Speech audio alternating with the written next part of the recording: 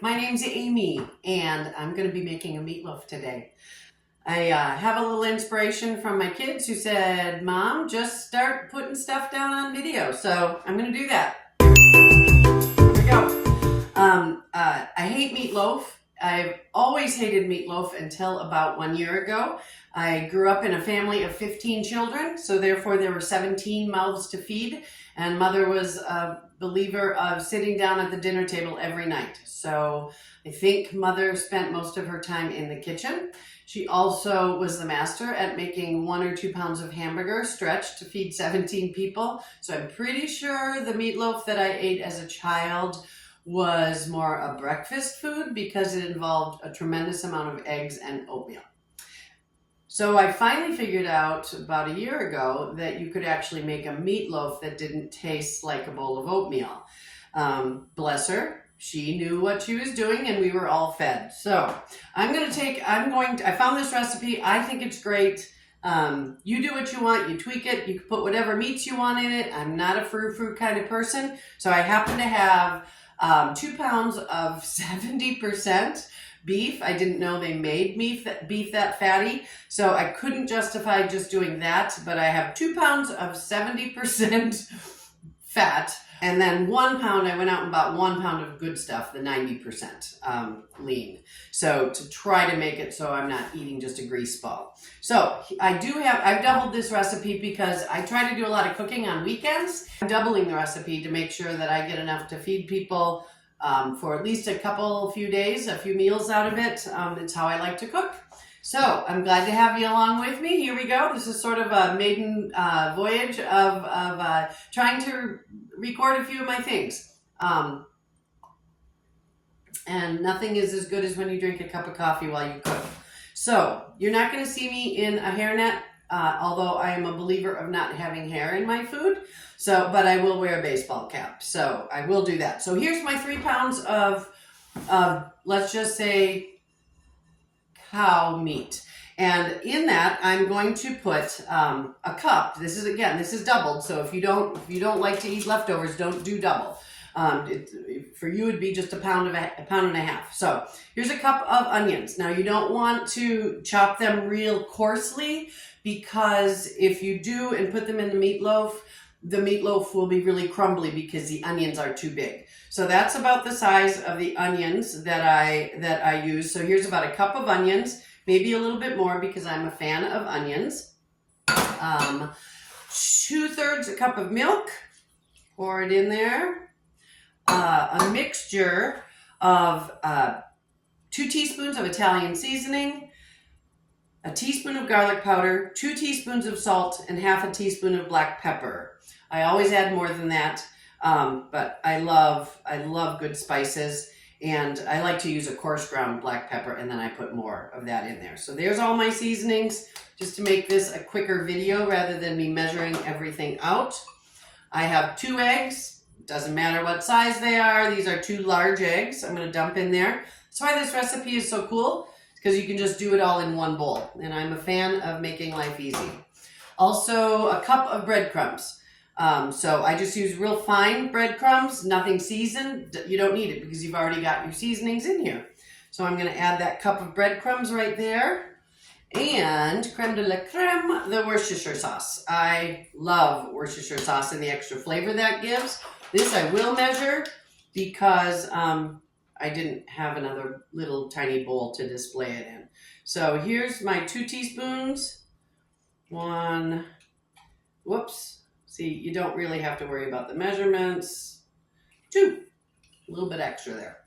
So toss those aside. I'll be using this for our topping for our meatloaf, and then just get in there. Get in there. I did wash my hands before this, I promise you. I am a fan of not contaminating meat. I'll show you how to test the doneness of a meatloaf later when we pull it out of the oven, because the last thing I want to do is make my family or my company sick. So see how that's just, I'll probably have to pick it up here because I'm doing this all alone. So I'm just kind of mixing it, squishing it all together. It's looking great, it smells great. You want to get everything really, really mixed in there. Hence the hands. It's better than anything I work with a spatula or a spoon when you really want to get those ingredients mixed in there. So I'm excited about doing this. Again, this is my maiden voyage here, but I'm excited about it because I love to cook. I love to bake, so you'll be seeing some nice baking recipes too. And I don't like to, I don't use all those big terms. I don't use all the fancy cookware. I just make it. And I love to see people happy with cooking and sharing a meal around the table. I think it's always fun because that's when we get to know our stories. Later on, I'll probably tell you my story. But for right now, this is part of my story. I love to cook. So I'm going to plop this into this. This is a 7 by 12. I'm going to get rid of this because that's gross. And there's a whole lot of meat fat on the bottom of it. So let's go. You just kind of, oh, this is a panned, or, put cooking spray, I should say, just to not endorse a specific product. Just kind of pat it down into this 7 by 12 Pyrex. Whoops, I just endorsed anyway, glass pan. You can use a metal pan. It doesn't matter, whatever you've got. So for the topping, you put in 1 cup of ketchup, just plain ketchup. Get that all in there. Really good. 2 tablespoons of, brown sugar. Plop that in there.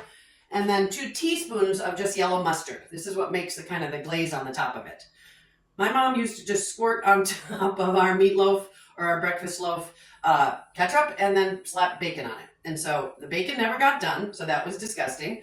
This is the topping. I also wanted to squirt my mustard into this little container because if you heard my mustard bottle squirt, that would be a little disgusting and it might sound like I had something bad to eat last night. So I'm going to do that. And then I also need to take 2 tablespoons.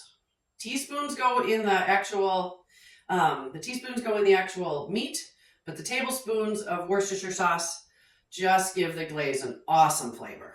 Awesome flavor. I will take my handy little whisk. I'm just going to whip that all together. It's going to make a really yummy kind of, I don't even call it barbecue flavor, but obviously when you mix ketchup, brown sugar, mustard, Worcestershire, it's a sort of barbecue flavor. So I'm going to make sure that's really well combined. Taking just a second here, because the Worcestershire likes to take a little time to incorporate there.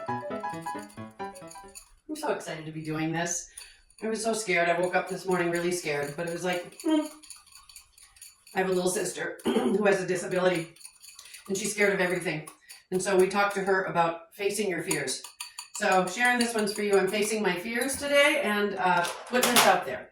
So I'm going to grab my spatula back and I'm just going to pour it all on top of the meatloaf. And then you just spread it around. It took me, 10 minutes maybe to put this together. I'm going to bake it. We bake it at 350 for about an hour, depending, but we'll be using our meat thermometer and I'll show you about that. Meat thermometer for at 160 is the internal temperature for ground beef, things like that. For a meatloaf, you want it to be at least 160. I don't mind letting it go a little more because there's so much moisture in this with the milk, with the eggs, that if it's 170, 180, it is still an incredible meatloaf. You don't have to be that particular, but it at least has to be 160. So we're going to pop it in the oven. And now I'm walking over here because I don't have anyone recording this yet. Nice to meet you all. Okay, here we go. Here's the meatloaf. Now I throw my dinner rolls in there, and while this is standing for a little bit, I let the dinner rolls bake. I've got some half, let me come over here. I've got some just half potatoes, easy recipe. You just take bakers and you slice them in half, put some butter and some paprika, put them face down. Doesn't that look delicious? So there's our meatloaf. A nice, awesome glaze on top. How beautiful that turned out. Technically, I like it to stand for about, 5 minutes or so before slicing. So I'm just going to take a little piece out. Yes, there's a lot of grease in there. Mostly that's because I had a cheap hamburger. I'm not going to lie to you. The more fat you have in your meat, the better it's going to taste. But I can't burn my mouth because I want to eat a whole piece of meatloaf. It's perfect. Okay. It's perfect. You're going to love it. Give it a try. More videos to come. Thanks for listening.